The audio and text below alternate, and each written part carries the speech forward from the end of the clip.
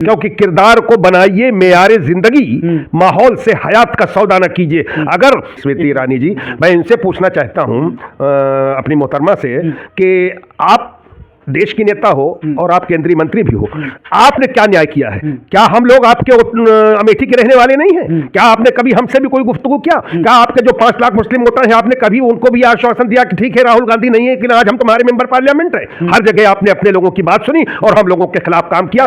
राज का मतलब है कि सब एक घाट पानी पे, रामराज का मतलब है कि सबको न्याय मिले। रामराज का ये मतलब थोड़ी है कि हम किसी दाढ़ी वाले को देख लें तो उसकी दाढ़ी नोचने लगे और कहने लगे जय श्री राम। हम किसी मुसलमान की ठेलिया रोकने को कहे जय श्री राम। हम मतलब किसी मंदिर के सामने अगर कोई मुसलमान दुकानदार बैठा हुआ है तो हम उसकी दुकान को हटा दें और कहें जय श्री राम भी आहत होते होंगे। मैं बहुत कदर करता हूं मर्यादा पुरुषोत्तम वैसी से भी बातचीत करके और उनको कहा जाए अगर उनमें कोई कमी सुधार करें और उनको भी लिया जाए साथ में, ताकि आने वाले वक्त में हमारे वोटों का डिस्ट्रीब्यूशन न हो सके। अच्छा, इंडिया गठबंधन में लाने का चांस बना रहे हैं आप? तो नहीं, मैं कौन होता हूँ?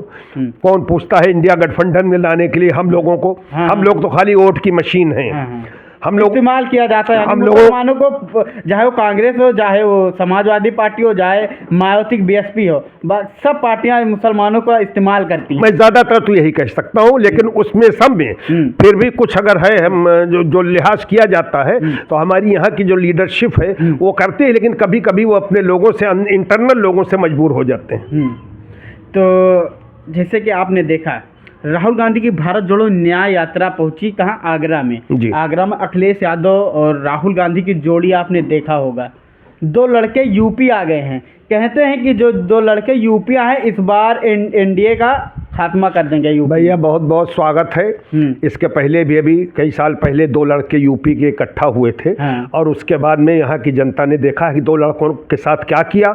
और उसके बाद अगर ये 2 लड़के इकट्ठा हुए हैं तो राहुल जी तो मुझे लगता है कि कोई इस तरह की बात नहीं करते हैं, लेकिन माननीय अखिलेश जी की ज़बान से ज़रूर इस तरह के जुमले निकलते हैं कि जैसे लगता है कभी नेहरू गांधी फैमिली से, कांग्रेस से उनका कोई टच ही नहीं रहा। मैं जानता हूं मेरे सामने सन 89 में शायद या नियर अबाउट ऐसे ही श्री मुलायम सिंह जी गवर्नमेंट बनाने के लिए स्वर्गीय राजीव जी के पास गए हुए थे। मैं 10 जनपथ में था और उस मुलायम सिंह जी मिलने के बाद में तारीफ करते हुए निकल रहे थे कि यार ये आदमी तो साधु है, बड़ा ही शरीफ आदमी, हिंदुस्तान की राजनीति में ऐसा। और उनका बेटा वक्ती तौर पर मत करो, अगर राहुल गांधी से, इस परिवार से आपको करके रखना है तो हमेशा रखो। और दूसरी चीज़ मैं अखिलेश जी से ये भी कहूँगा कि मुसलमान आपको एक तरफा वोट देता है, आपको एक तरफा वोट देता है, जबकि ये कांग्रेस का वोट बैंक था।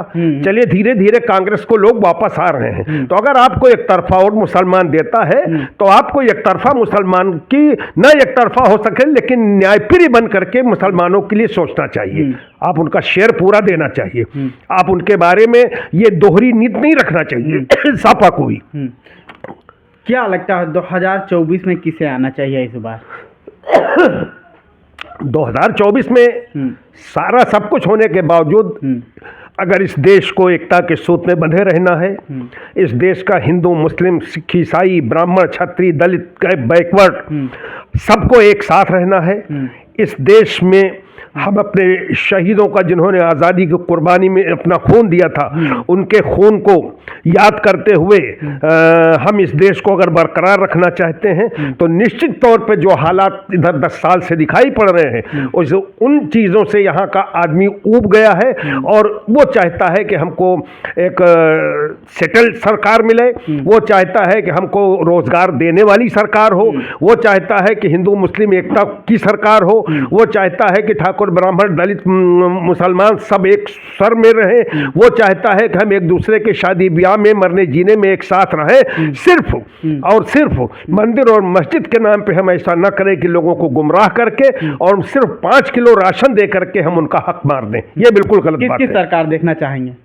हम उसमें तो अगर ये सेकुलरिज्म के अलमबरदार हैं ये सेकुलर लोग, जिनको सबको एक होकर के मजबूती के साथ इंडिया की सरकार बनाना चाहिए, गठबंधन की सरकार बनाना चाहिए, लेकिन इनको सबको भी नजला नहीं हो जाना चाहिए। अच्छा। अगर आप ये चाहते हैं जनता को, अब जैसे कि आप कह रहे, आप ये पूछ रहे हैं कि ये मंदिर मस्जिद, तो मंदिर में अगर कोई पूजा करने जा रहा है तो किसी के ऊपर एहसान नहीं कर रहा है। हम मस्जिद में नमाज पढ़ने जा रहे हैं तो हम किसी के ऊपर एहसान नहीं करने जा रहे हैं। लेकिन अगर मंदिर बनवा करके और हम वोटरों से कहें कि हमने तुमको मंदिर बनवा दिया, हम मस्जिद बनवा करके हमने कहा कि हमने तुमको मस्जिद बनवा दिया और हम वोट कैश करें, तो यार ध्यान रखो, न इससे मर्यादा पुरुषोत्तम श्री रामचंद्र जी खुश होंगे, न इससे पैगंबर इस्लाम खुश होंगे। क्योंकि किरदार को बनाइए मेयारे जिंदगी, माहौल से हयात का सौदा न कीजिए। अगर हम शासक बन करके बैठे हैं और हम जनता को न्याय देने के लिए बैठे हैं, तो हमें न्याय के रास्ते पर चल के अपना किरदार, अपना चरित्र पेश करना चाहिए कि हम सभी जनता के साथ समान व्यवहार करेंगे, किसी के साथ नाइंसाफी नहीं होने देंगे। भारत की जनता तो यही कह रही ना, जो राम को लाए हम उनको लाएंगे। इस बार फिर 400 पार सीटें हैं, इस बार फिर देखो मंदिर का उद्घाटन करा दिया। जो हिंदू जितने भी हैं, सनातनी जो अपने आप को कट्टर मानते हैं, वो भाजपा ही तो हैं। नहीं, वो राम को लाए हैं। हमें बड़ी अफसोस लगता है कि वो राम को लाने वाला कौन हो सकता है। कोई सवाल नहीं पैदा। ये तो जुमला ही बहुत गलत है कि हम राम को लाए हैं। हम अपने मुंह से कहने लगे कि हम पैगंबर को लाए हैं, हम नाउजुबिल्लाह हम और भी आगे बढ़ जाएं, जो कि गुनाह है। ये तो गलत बात है। मर्यादा पुरुषोत्तम श्री रामचंद्र जी की शान को घटा रहे हैं ये लोग। अच्छा। इसलिए कि मर्यादा पुरुषोत्तम रामराज जो है, रामराज का मतलब है कि सब एक घाट पानी पे। रामराज का मतलब है कि सबको न्याय मिले। रामराज का ये मतलब थोड़ी है कि हम किसी दाढ़ी वाले को देख लें तो उसकी दाढ़ी नोचने लगे और कहने लगे जय श्री राम। हम किसी मुसलमान की ठेलिया रोक दें तो कहे जय श्री राम। हम मतलब किसी मंदिर के सामने अगर कोई मुसलमान दुकानदार बैठा हुआ है तो हम उसकी दुकान को हटा दें और कहें जय श्री राम भी आहत होते होंगे। मैं बहुत कदर करता हूं मर्यादा पुरुषोत्तम को।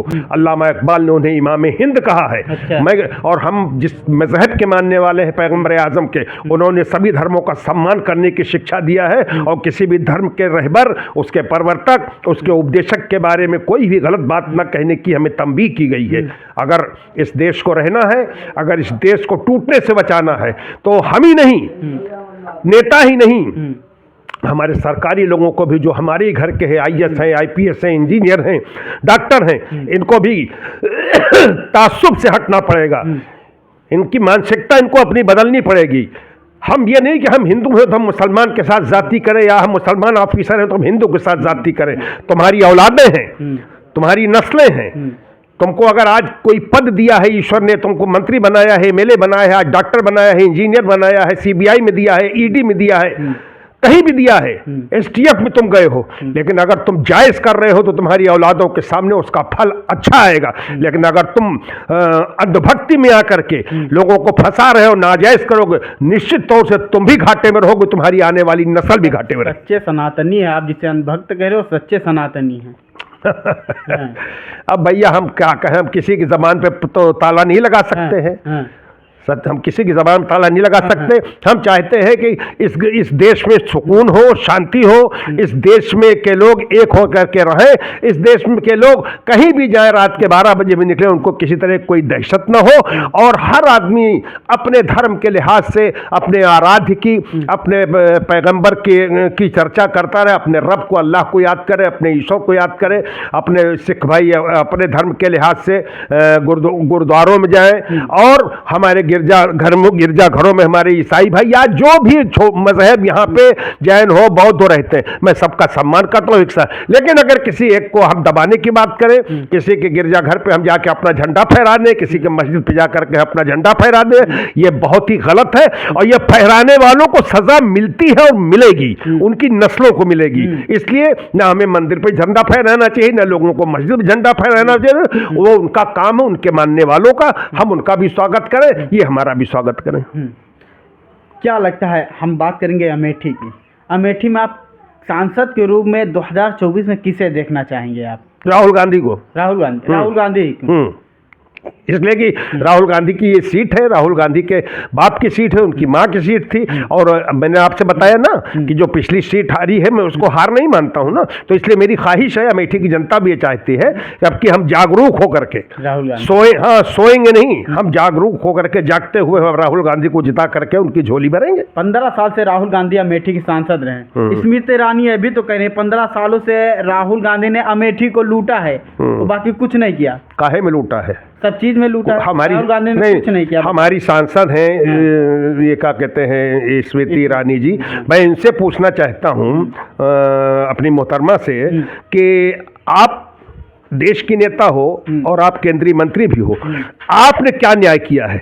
क्या हम लोग आपके अमेठी के रहने वाले नहीं हैं? क्या आपने कभी हमसे भी कोई गुफ्तगू किया? क्या आपके जो 5 लाख मुस्लिम वोटर हैं, आपने कभी उनको भी आश्वासन दिया कि ठीक है राहुल गांधी नहीं है लेकिन आज हम तुम्हारे मेंबर पार्लियामेंट हैं? हर जगह आपने अपने लोगों की बात सुनी और हम लोगों के खिलाफ काम किया। जा तो रहे, गाँव जा रहे हैं, चौपाल लोगों के बातें सुन रहे हैं, जो भी समस्या स्मृति ईरानी जी को तो बता रहे हैं सब गाँव वाले। हाँ, उसका निस्तारण कितना हो रहा है?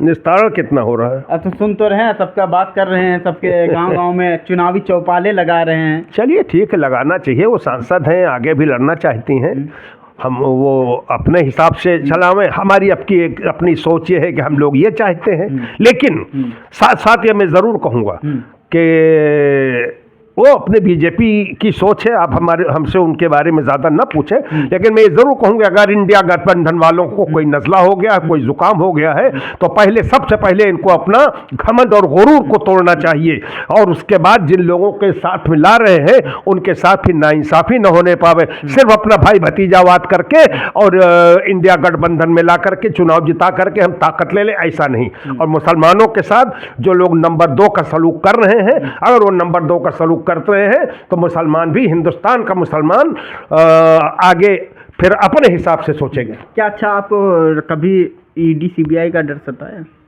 काहे का सतावे भैया? जो आप इतना बोल रहे हैं, अरे आपको डर लगा कि नहीं, मैं क्या गलत बोल रहा हूँ? किसी को अपमानजनक भाषा कह रहा हूँ, किसी को गाली दे रहा हूँ? मैं स्वतंत्र हूँ, ये देश स्वतंत्र है, मैं यहाँ का नागरिक हूँ, यहाँ का शहरी हूँ, यहाँ का वोटर हूँ, यहीं पैदा हुआ हूँ, यहीं इंशाल्लाह मरूंगा, यहीं की पानी पीता हूँ, यहीं का अनाज खाता हूँ, यहीं की हवा से जिंदा हूँ। मुझे किस बात की दहशत? और अगर दहशत लोग पैदा कराएंगे तो मुझे कोई डर नहीं है। अल्लाह ताला देख रहा है, ईश्वर देख रहा है, सब ऐसे लोगों को इबरतनाक सजाएं मिलेंगी।